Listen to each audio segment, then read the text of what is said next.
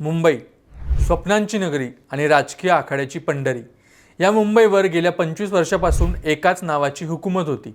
ते नाव म्हणजे ठाकरे. पण 2026च्या BMC निवडणुकीच्या निकालाने कागदावरची गणितं बदलली आहेत. महानगरपालिकेवरचा भगवा उतरलाय, सत्ता गेली आहे आणि आकडेवारीनुसार भाजप मुंबईचा नवा बॉस ठरलाय.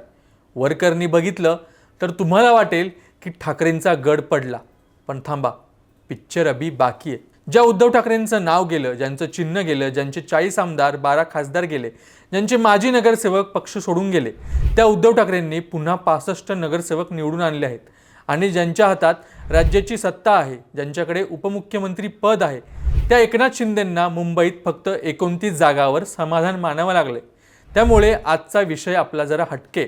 आपण फक्त हार जीत बघणार नाही आहोत, तर आपण शोधणार आहोत की सत्ता जाऊनही मुंबईकरांच्या मनात ब्रँड ठाकरे अजूनही का टिकून आहे. राज ठाकरे आणि उद्धव ठाकरे एकत्र आल्याचा नक्की फायदा काय झाला आणि 6 महिने हातात असूनही ठाकरे बंधूंना सत्तेची खुर्ची का राखता आली नाही. या प्रश्नांची उत्तरं शोधताना तुम्हाला मुंबईच्या राजकारणाचं एक वेगळं सत्य सापडेल. तेच तुम्हाला सांगतोय या व्हिडिओच्या माध्यमातून. नमस्कार, मी लीलाधर. तुम्ही पाहताय थोडक्यात. सर्वात आधी निकालाच्या आकड्यांकडे पाहूया, कारण हे आकडेच खरी स्टोरी सांगतायत. भाजपची यंत्रणा, मोदी शहांची रणनीती आणि बूथ लेवलचं मायक्रो मॅनेजमेंट यामुळे भाजपने 89 जागा जिंकून मुंबई काबीज करण्याच्या दिशेने मोठं पाऊल टाकलं. हे यश नक्कीच मोठं आहे. पण दुसऱ्या बाजूला उद्धव ठाकरेंची शिवसेना 2017मध्ये जेव्हा शिवसेना एकसंध होती तेव्हा त्यांचे 84 नगरसेवक होते. आज पक्ष फुटलेला असताना, चिन्ह नसताना आणि खिशात सत्ता नसताना त्यांनी 65 जागा जिंकल्या आहेत. मनसेच्या 6 जागा धरला तर हा आकडा 71 वर जातो. राजकीय विश्लेषकांच्या मते उद्धव ठाकरेंसाठी ही निवडणूक करो या मरोची होती. भाजपने मिशन मुंबई हाती घेतलं होतं. एकनाथ शिंदेंची ताकद आणि भाजपची रसद पाहता उद्धव ठाकरे 20-25 जागांवर आटोपतील अशी चर्चा होती. पण दादर, वरळी, लालबाग, परळ, विक्रोळी आणि भांडूप या अस्सल मराठी पट्ट्याने पुन्हा एकदा सिद्ध केलं की आम्ही अजूनही ठाकरेंचेच आहोत. दादर हा शिवसेनेचा आत्मा मानला जातो. इथे काय झालं?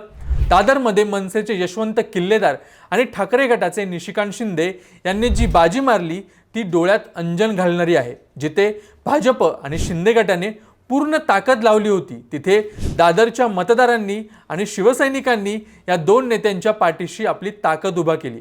राज आणि उद्धव एकत्र आल्याचा हा सर्वात मोठा इम्पॅक्ट दादरमध्ये दिसला. आणि दुसरीकडे धक्कादायक निकाल लागला तो एकनाथ शिंदेंच्या बालेकिल्ल्यात म्हणजे ठाण्यात. तिथे शहाजी खुपसे यांनी मिळवलेला विजय हा सत्तेला मोठी दिलेली चपराक आहे. जिथे उपमुख्यमंत्री स्वतः लक्ष घालत होते, जिथे यंत्रणा राबत होती, तिथे खुपसे यांनी भगवा फडकवून हे सिद्ध केलंय की निष्ठा ही सत्तेपेक्षा मोठी असते. ही फक्त नगरसेवक नाहीत, तर ही ठाकरे ब्रँडची जिवंत उदाहरणं आहेत, ज्यांनी वादळातही आपली जागा सोडली नाही. ही 65 जागांची कमाई का महत्त्वाची आहे? कारण उद्धव ठाकरेंनी जुन्यांना नाही तर एका पूर्णपणे नव्या फळीला तिकीट देऊन निवडून आणलंय. जे नगरसेवक सोडून गेले त्यांची जागा या नव्या रक्ताने भरून काढली. याचा अर्थ असा होतो की मुंबईच्या तळागाळात अजूनही मातोश्रीचा आदेश अंतिम मानला जातो. आता वळूया या निवडणुकीच्या सर्वात मोठ्या हायलाईटकडे. राज आणि उद्धव यांचं मनोमिलन 5 जुलै 2025 वरळी डोममध्ये जेव्हा हे दोन भाऊ एकत्र दिसले तेव्हा शिवसैनिकांच्या आणि तमाम मनसैनिकांच्या डोळ्यात पाणी आलं होतं.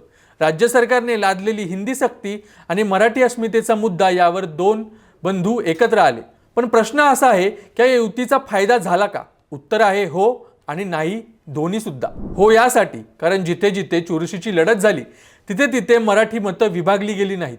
राज ठाकरेंची भाषणं आणि उद्धव ठाकरेंचे ब्रँडचे समर्थक या कॉम्बिनेशनने मतदारांना भावनिक साथ घातली. मनसेचे फक्त 6 नगरसेवक निवडून आले असतील, पण ज्या 65 जागा उद्धव ठाकरेंना मिळाल्या त्यात राज ठाकरेंचा मोठा वाटा नाकारता येत नाही. राज ठाकरेंनी शिवाजी पार्कवर जी एकमेव सभा घेतली ती गेम चेंजर ठरली. त्यांनी आपल्या स्टाईलमध्ये प्रेझेंटेशन देऊन सांगितलं की कशा प्रकारे अदानींच्या घशात मुंबई घातली जात आहे. हा मुद्दा मुंबईकरांच्या काळजाला भिडला. मुंबई वाचवायची असेल तर ठाकरेंशिवाय पर्याय नाही, ही भावना निर्माण करण्यात राज ठाकरे यशस्वी झाले.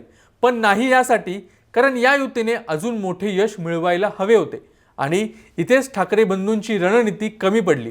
जुलैमध्ये एकत्र आलेले हे दोन भाऊ जानेवारीपर्यंत नक्की काय करत होते हा प्रश्न आता जाणकार विचारत आहेत। तब्बल 6 ते 7 महिने हातात होते। या काळात संयुक्त मेळावे, शाखांना भेटी आणि एक ठोस अजेंडा लोकांपर्यंत पोहोचवता आला असता, पण दुर्दैवाने निवडणुकीची घोषणा होईपर्यंत दोन्ही पक्षांच्या गोटात शांतता होती।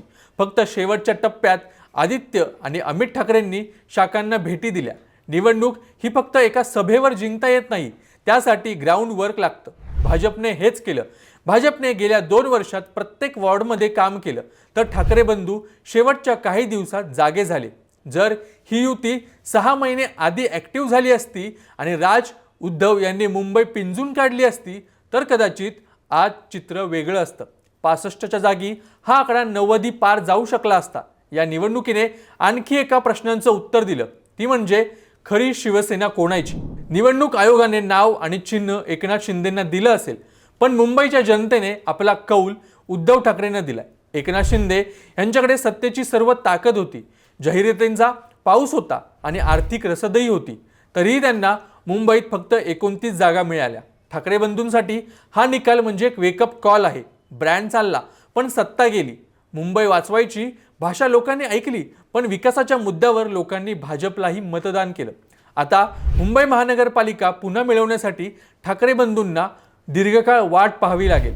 पुढची 5 वर्ष विरोधात बसून त्यांना मुंबईकरांचे प्रश्न मांडावे लागतील आणि सर्वात महत्त्वाचं म्हणजे राज आणि उद्धव यांना ही युती फक्त निवडणुकीपुरती न ठेवता ती कायमस्वरूपी टिकवावी लागेल। जर पुन्हा ते वेगळे झाले तर उरला सुरला जनाधारही ते गमावून बसतील। आता आपण भाजपाबद्दल बोलूया। भाजपने ही निवडणूक अत्यंत गांभीर्याने घेतली होती। त्यांना माहीत होतं की मुंबई महानगरपालिका ही सोन्याची अंडी देणारी कोंबडी आहे। त्यांनी 89 जागा जिंकल्या, पण त्यांनाही स्पष्ट बहुमत मिळालं नाही। त्यांनाही सत्तेसाठी शिंदेंवर किंवा फोडाफोडीवर अवलंबून राहावं लागणार आहे। शेवटी या निवडणुकीतून काय साध्य झालं? पहिलं, भाजपने मुंबईत आपली पायमुळं घट्ट केली आहेत, तर दुसरं, एकनाथ शिंदेंना मुंबईने नाकारलं आहे, पण सत्तेच्या चाव्यांमुळे ते महत्त्वाचे आहेत। आणि तिसरं, उद्धव ठाकरे आणि राज ठाकरे हे हरले असले तरी संपलेले नक्कीच नाहीत। किंबहुना या कठीण काळात त्यांनी मिळवलेले यश हे त्यांच्या अस्तित्वाची साक्ष देत आहेत।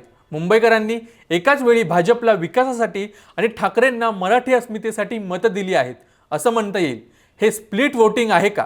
कदाचित, पण एक नक्की, वाघाच्या गुहेत शिरून शिकार करणं सोपं नसतं। भाजपने गुहा तर जिंकली आहे, पण वाघ अजूनही जिवंत आहेत आणि ते एकत्र आले आहेत असा प्रत्येक मुंबईकर बोलतोय। त्यामुळे पुढचा काळ मुंबईच्या राजकारणासाठी अत्यंत रंजक असणार आहे। तुम्हाला काय वाटतं? ठाकरे बंधूंनी जर 6 महिने आधीच जोरात प्रचार सुरू केला असता तर मुंबईत पुन्हा भगवा फडकला असता का? आणि सर्वात महत्त्वाचा प्रश्न, राज आणि उद्धव यांनी आता कायमस्वरूपी एकत्र राहून एका पक्षासाठी काम केलं पाहिजे किंवा नवीन आघाडी स्थापन केली पाहिजे का? तुमचं मत खाली कमेंट्स बॉक्समध्ये नक्की सांगा, कारण तुमचं मत हे खरं जनमत आहे। आणि तुम्हाला हा व्हिडिओ कसा वाटला हे सुद्धा सांगा आणि आपल्या मित्रमैत्रिणींना शेअर करा। राजकारणाचं असं थोडक्यात पण सविस्तर विश्लेषण पाहण्यासाठी आपल्या थोडक्यात चॅनलला नक्की सबस्क्राईब करा।